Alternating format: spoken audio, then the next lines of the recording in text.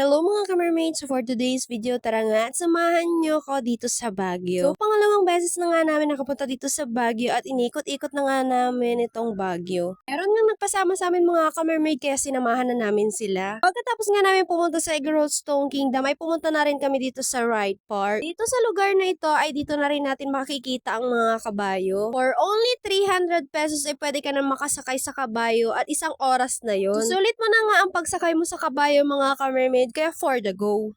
Moments later. Karaan niya ng ilang minuto ay pumunta na rin pala kami dito sa Burnham Park. Kung familiar pala kayo dito nung unang vlog ko ay totoo po, pumunta kami dito nung unang-una. Pero namasyal lang kami at hindi kami sumakay ng barko. Pero itong pangalawang pagpunta nga namin dito ay tinry na rin namin sumakay dito sa barko. May maliit nga dyan at may malaki. Depende na lang sa inyo kung gaano kayo karami.